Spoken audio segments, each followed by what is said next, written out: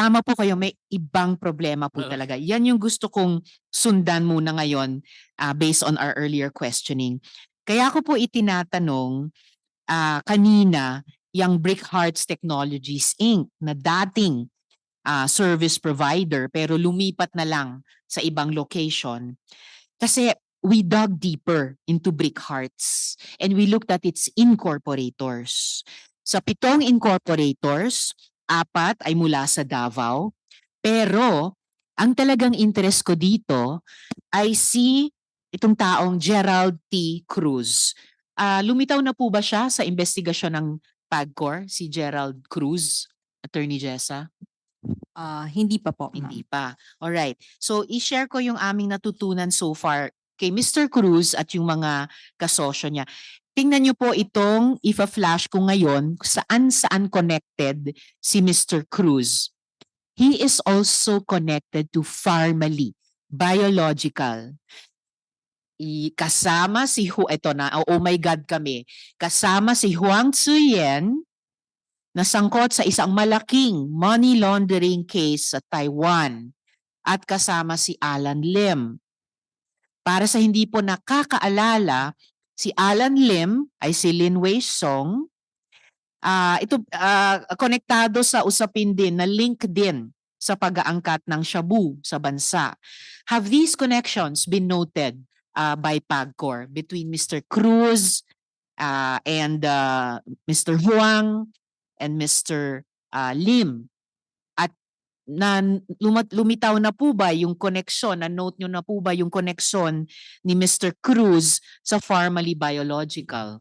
One of these days po, may nanghingi po sa amin ng information about Mr. Gerald Cruz, and we noted po na involved nga daw po itong personality na ito sa Pharmaly issue, and naka-note na po sa amin yung kanyang pangalan. At salamat talaga kay dating Senador Dick Gordon, because this is material retrieved from the Blue Ribbon investigation ng Senado in a previous Congress. Sino po yung humingi ng impormasyon sa PAGCOR tungkol dito kay Mr. Cruz? I think, ma'am, it's also this committee po. All right, thank you very much. But wait, there's more. Mr. Cruz is also involved in Fullwin Corporation. Kung pamilyar ang pangalan sa pandinig ninyo, ito'y dahil ang presidente nitong Fullwin ay si Michael Yang. In fact, ang Seanway Technologies Inc. na sinasabing pagmamay-ari ni Mr. Yang ay pangalan ng email address ng Brick Hearts. So, sounds familiar? Earlier sa Bamban investigation natin, may magkakaparehong email addresses. Dito rin, ang Brick Hearts at ang Seanway Technologies Inc. parehong email address. So, malinaw pa sa sikat ng araw, through Gerald Cruz, who is the link between the Pogo in Bamban ni Alice Guo and Michael Yang, and through the email address, Brickhearts at Seanway, yes, Michael Yang may be involved in these criminal operations na iniimbestiga natin sa Pogo. Hindi po ba si Michael Yang ay malapit din na kaibigan nitong si Alan Lim? Lumabas na po ba ito sa investigasyon ng PAGCOR? Yes po, nakita na po namin ito nung previously iniimbestigahan po yung Pharmaly. Alright, so nakita na rin po ng PAGCOR iyan sa earlier Pharmaly investigation. At si Michael Yang at si Alan Lim ay malapit sa nakaraang administrasyon, tama po ba?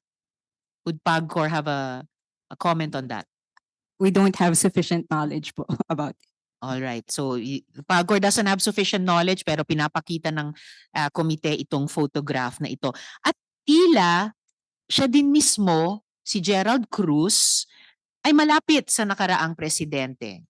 Ito naman yung photo na maipapakita ng komite. Sa inyo pong investigations sa PAGCOR, nahagip nyo po ba ang koneksyon ng mga personalities na ito? Pakita ko po yung web ng Pharmaly Brick Hearts. So nakita nyo na rin po ba ng PAGCOR itong mga koneksyong ito ng mga individual na ito at mga kumpanyang ito at group of companies na ito? I think ma'am nung panahon po ito nakita na po ito, and yung Sean Way po ay talaga pong siya ang POGO licensee ni Brick Hearts at that time po. Okay. So even then, kilala ang Seanway bilang siya ang Pogo company ng Brick Hearts. Yes, ma'am, kasi meron po silang service agreement po yung Sean Way and Brick Hearts po. Active pa ba yung service agreement sa pagitan ng Seanway at Brick Hearts ngayon? Wala na po ma'am, wala na po both Sean Way at Brick Hearts po. Kanselado na po sila. Okay, so posibleng pag pinursu natin later yung sinimulang ikwento ni Chair Tenko, ang Seanway at Brick Hearts ay posibleng kabilang ng mga nakanselahan na ng lisensya bilang Pogo companies. Tama po. Salamat po. Ang investigations ba ng PAGCOR naka-unearth ng links din sa mga high officials sa gobyerno? Kahit hindi nyo muna pangalanan, ano po, but maybe you can give us a sense of their ranks or positions kasi dapat alam ng publiko kung ganong kalaki posibleng banta ito sa ating bansa. For now po, sa ngayon po, wala po kaming masasabing information about that po, connection with higher officials po. At panghuli ko na lang pong tanong sa kay PAGCOR Chair Tenko. Kayo po ay chair mula pa noong anong taon, sir? August po 2022. So, kulang pa ng 2 taon Ah, mula ngayon. Kulang po ng isang buwan. Kulang na lang ng 1 buwan Kulang bago po na isang buwan opo, bago po maging 2 taon. okay. At ito pong mga pogo na pinag-uusapan natin yung mga naghahasik ng lagim, kanino pong termino po sila na-approve? Tulad po ng binanggit ko kanina, inabutan ko po nung ako'y mag-assume ng chairmanship ng PAGCOR, 298, 298 po yung may lisensya. Ang totoo po, 2 level po yun ng lisensya. Isa, yung level nung overseas gaming na himigit kumulang yata may 70. Ilan ba yun? 63 po. Tapos sa ilalim po nun ay yung tinatawag na mga service providers. At lumalabas po doon sa aming pagsasaliksik, nandun po talaga yung kalokohan sa service providers. Dahil wala naman po sila talagang karapatan na sila'y ma-involve sa gaming operations.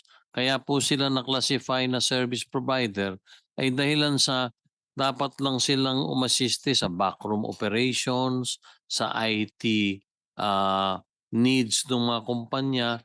Ganon din po sa administrative na mga needs ng mga kumpanyang pinangangatawanan nila. At dito nga po, nung lumawak na yung aming pagsasaliksik sa tulong po ni General R.B. Villanueva na nahirang ko po nung sometime in September 2022, lumalabas po sa nakita namin, doon talaga ang problema sa mga service providers na yun. At liniliwanag ko po, doon po sa mga service providers na yun, hindi po nagbabayad yung kahit piso man lang. Kahit ano pong halaga, wala pong pagbabayad na ginagawa yun ng buwis sa PAGCOR.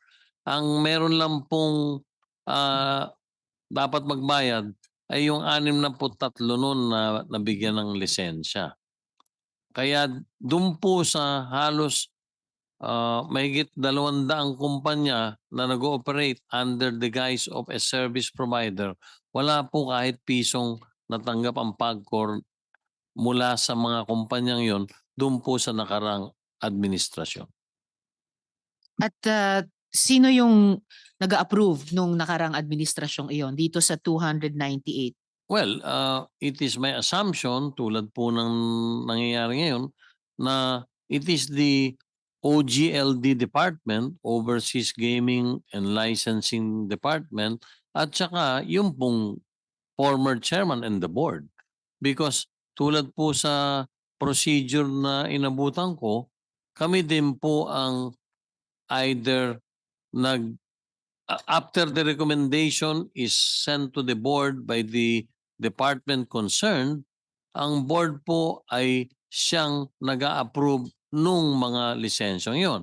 Following that, logically, ang maliwanag po doon, ang nag-approve ng 298 na yon na mga kumpanya, yung nakaraang board po. Of course, recommended by that OGLD department. At yung dating chair ay si... Panahon po ni dating chair person Andrea Domingo po yun. Salamat po ng marami, Chair Tenko. Sa Wala po. susunod po na hearing ay invited na po sina Attorney Harry Roque at dating chairperson Andrea Domingo. Bago po tayo magpatuloy kay Lieutenant Jessa, siguro kahit 5 minutes health break muna po tayo at makapagsimula ring mananghalian ang ating mga resource persons. Hearing suspended.